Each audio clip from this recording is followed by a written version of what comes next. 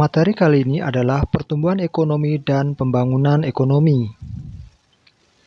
Untuk keyword pembelajaran adalah yang pertama definisi, perbedaan, rumus, tokoh teori, tujuan, serta masalah. Itu yang harus kalian perhatikan sebagai kunci pembelajaran. Selanjutnya adalah definisi pertumbuhan ekonomi.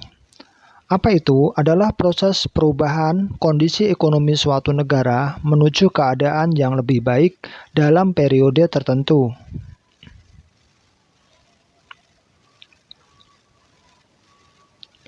Selanjutnya definisi daripada pembangunan ekonomi adalah proses kenaikan pendapatan per kapita dengan memperhatikan pertumbuhan penduduk dan pemerataan pendapatan dalam suatu negara. Nah, itu tadi adalah definisi pembangunan ekonomi. Selanjutnya, perbedaan pertumbuhan dan pembangunan ekonomi.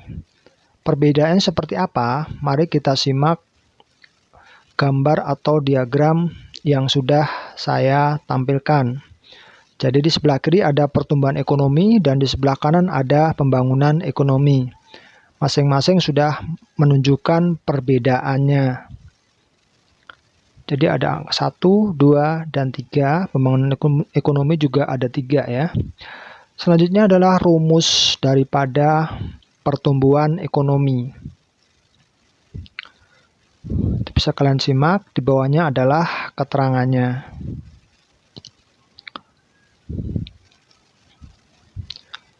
Kemudian tokoh teori pertumbuhan ekonomi. Jadi tokoh teori ini ada bermacam-macam, ada teori klasik, ada teori aliran neoklasik, teori aliran historis. Jadi masing-masing mempunyai pakar-pakarnya tersendiri, ada Adam Smith, David Richard, dan seterusnya. Kemudian apa itu tujuan pembangunan ekonomi? Tujuannya adalah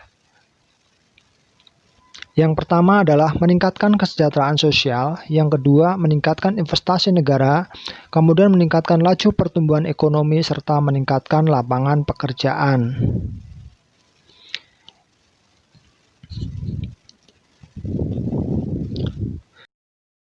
Dalam pembahasan materi kali ini, yang pertama kita akan belajar tentang konsep pertumbuhan ekonomi. Materi konsep pertumbuhan ekonomi dibagi menjadi 3 bagian utama. Yang pertama, kita akan belajar tentang pengertian pertumbuhan ekonomi. Dan yang kedua, kita akan belajar tentang cara mengukur pertumbuhan ekonomi. Dan yang ketiga, kita akan belajar tentang teori pertumbuhan ekonomi. Berikutnya, kita akan belajar yaitu tentang pengertian pertumbuhan ekonomi. Apa sih pengertian pertumbuhan ekonomi itu? Kita lihat sama-sama. Pertumbuhan ekonomi adalah perkembangan kegiatan ekonomi masyarakat yang menyebabkan kenaikan produksi barang dan jasa. Yang kedua, ciri-ciri pertumbuhan ekonomi. Kita lihat ada berapa ciri-cirinya. Ciri-cirinya ada 3. Ciri-ciri pertumbuhan ekonomi yang pertama adalah peningkatan output barang dan jasa. Yang kedua, peningkatan output per kapita. Dan yang ketiga, adanya kenaikan Gross National Product atau GNP. Berikutnya, ini adalah indikator pertumbuhan ekonomi.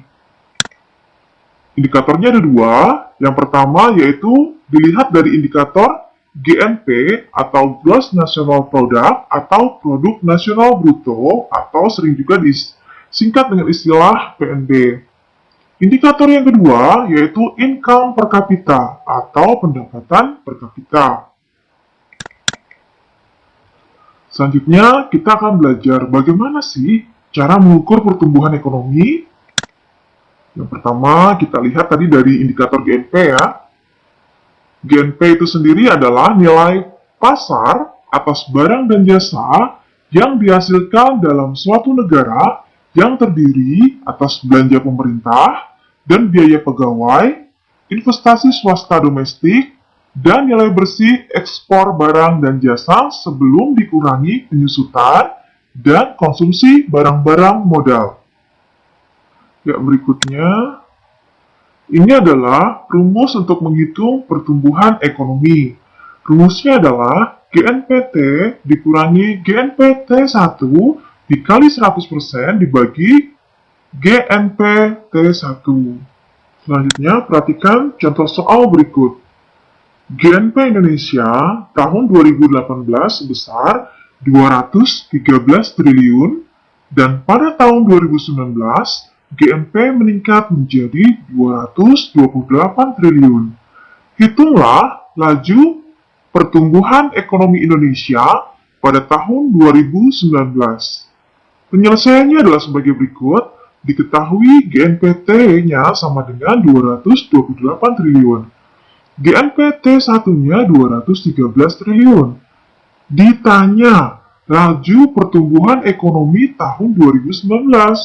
Maka cara menjawabnya adalah pertumbuhan ekonomi tadi kita masukkan dulu rumusnya. Setelah itu data yang ada ini kita masukkan ke dalam rumus.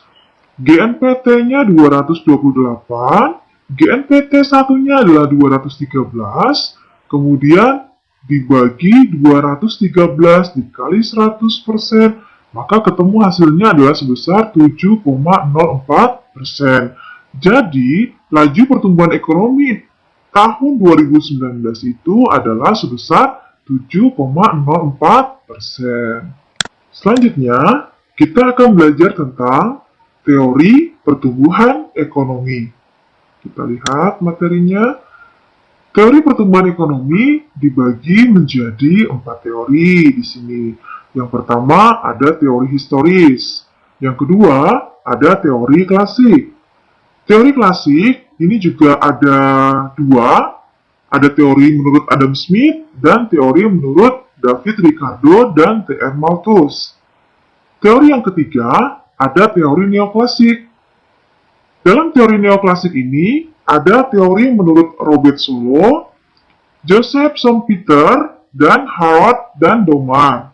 Kemudian teori yang keempat, ada teori modern Kuznets. Selanjutnya, kita lihat teori pertumbuhan ekonomi historis dulu. Yang pertama, menurut Frederick List, ada tahap 1, yaitu tahap berburu dan mengembara. Tahap yang kedua, yaitu tahap beternak dan bertani. Tahap yang ketiga, yaitu tahap pertanian dan kerajinan. Tahap keempat, itu adalah tahap kerajinan, industri, dan perniagaan. Yang kedua, yaitu teori menurut Karl Busser.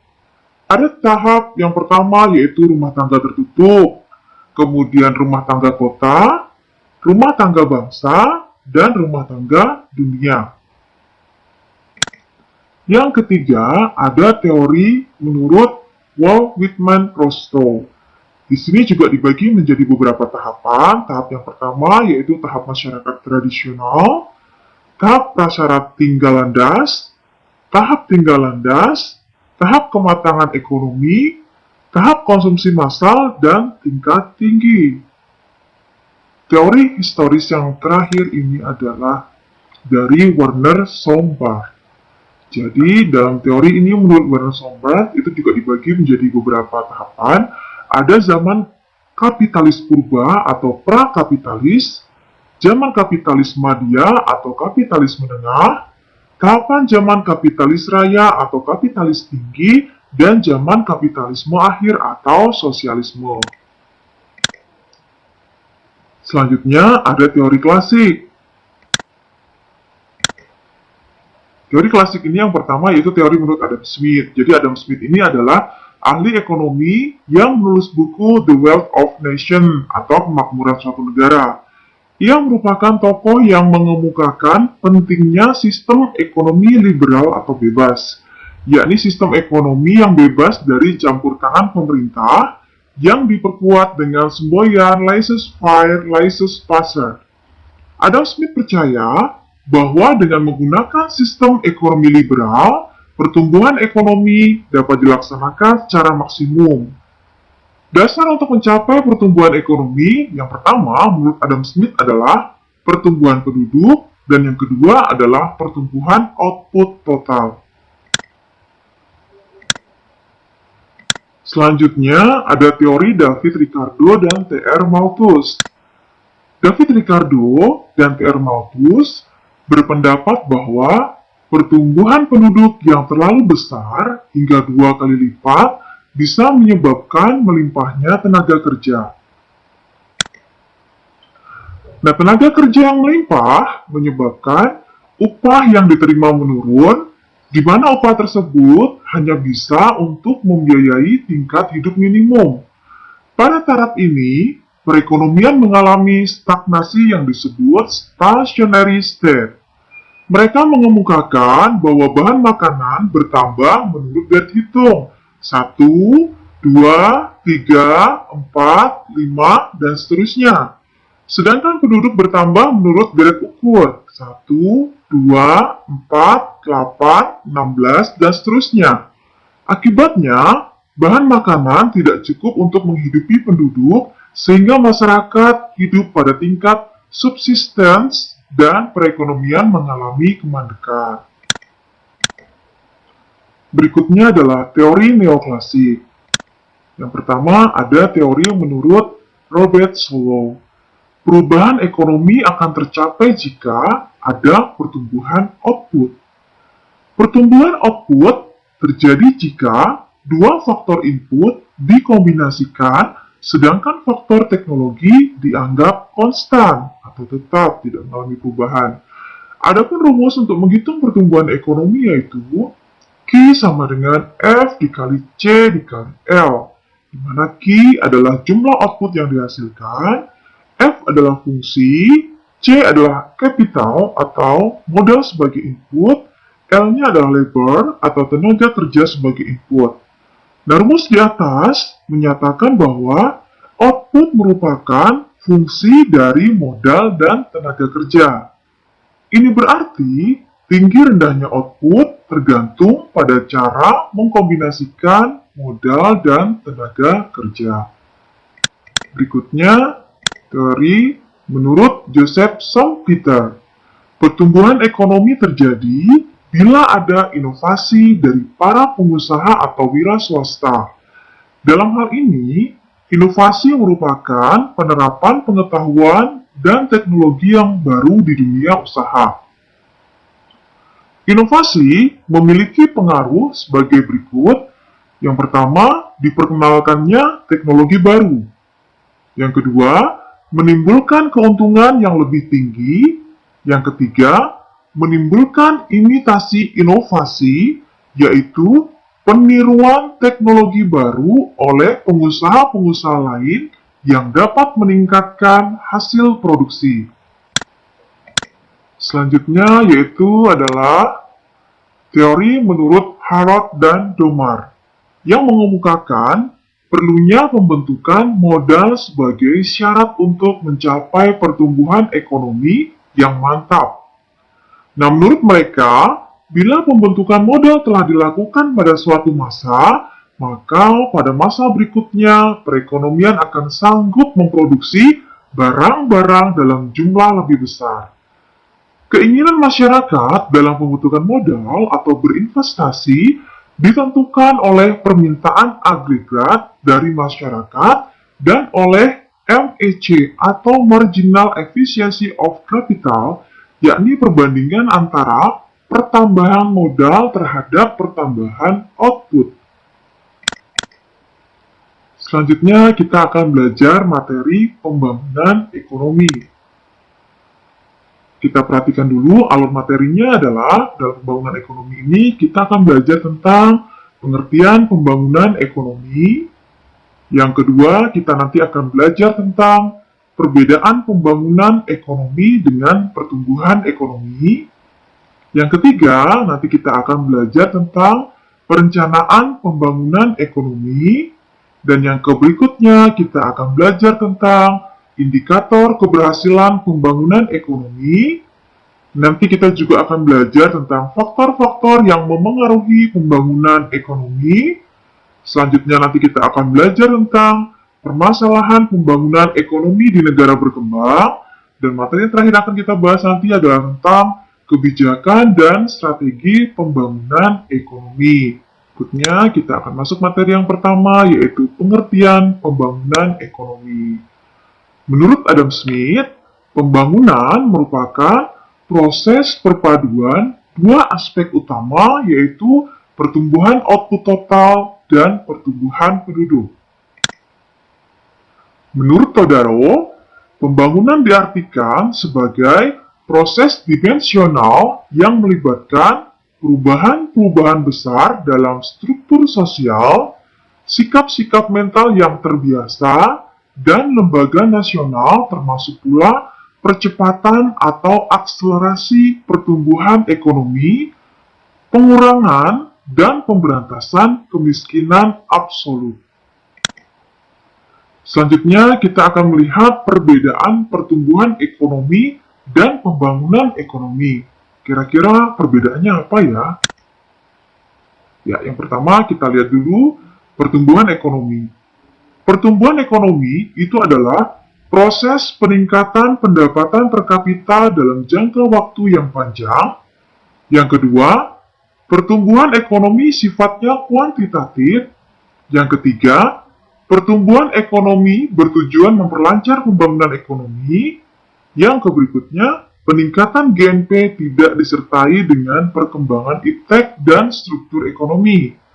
Selanjutnya, pertumbuhan ekonomi hanya memerhatikan kenaikan pendapatan bukan pemerataan. Yang berikutnya, pertumbuhan ekonomi tidak selalu disertai oleh pembangunan ekonomi. Selanjutnya, ini adalah pembangunan ekonomi. Yang pertama, proses perubahan yang di dalamnya terdapat upaya perbaikan, termasuk peningkatan pendapatan melalui produk per kapita. Yang kedua, pembangunan ekonomi sifatnya kualitatif. Yang ketiga, pembangunan ekonomi bertujuan untuk meningkatkan kesejahteraan masyarakat. Yang keempat, peningkatan GNP disertai dengan perkembangan iptek dan adanya perubahan struktur ekonomi. Yang kelima, pembangunan ekonomi memerhatikan pemerataan hasil-hasil pembangunan di masyarakat. Dan yang keenam, pembangunan ekonomi selalu disertai pertumbuhan ekonomi. Jadi itu tadi adalah perbedaan antara pertumbuhan ekonomi dan pembangunan ekonomi. Selanjutnya, kita akan belajar tentang perencanaan pembangunan ekonomi. Seperti apa sih perencanaan pembangunan ekonomi itu? Mari kita lihat sama-sama. Perencanaan pembangunan ekonomi adalah suatu usaha pemerintah untuk mengkoordinasikan semua keputusan ekonomi dalam jangka panjang untuk memengaruhi secara langsung serta mengendalikan pertumbuhan variabel-variabel ekonomi yang penting seperti penghasilan, konsumsi, lapangan kerja, investasi, tabungan, ekspor dan impor suatu negara dalam rangka mencapai keputusan pendahuluan mengenai tujuan-tujuan pembangunan. Proses perencanaan ekonomi meliputi yang pertama memilih tujuan, kemudian menyusun target, dan mengkoordinasikan dan monitoring. Berikutnya, ini adalah tahapan perencanaan pembangunan nasional, meliputi penyusunan rencana, penetapan rencana, pengendalian pelaksanaan rencana, dan evaluasi pelaksanaan rencana. Ini adalah indikator keberhasilan pembangunan ekonomi. Ada 6 indikator. Yang pertama yaitu indikator pendapatan per kapita, indikator struktur ekonomi, indikator urbanisasi, indikator angka tabungan, indikator indeks kualitas hidup, dan indikator indeks pembangunan manusia. Selanjutnya, kita akan belajar tentang faktor-faktor yang memengaruhi pembangunan ekonomi.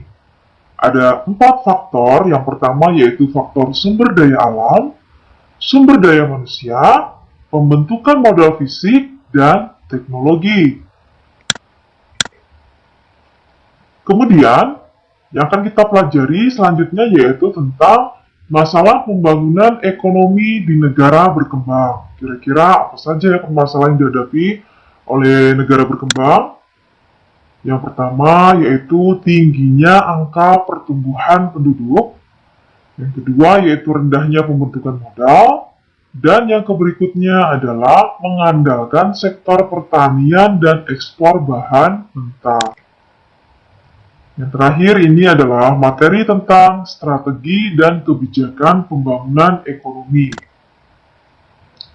Strategi dan kebijakan pembangunan ekonomi yang pertama yaitu dengan cara meningkatkan kualitas pendidikan, membuat dan melaksanakan perencanaan pembangunan, yang berikutnya memupuk tabungan dan investasi, mengembangkan kegiatan ekonomi, dan yang terakhir adalah menyediakan sarana dan prasarana yang menunjang pembangunan.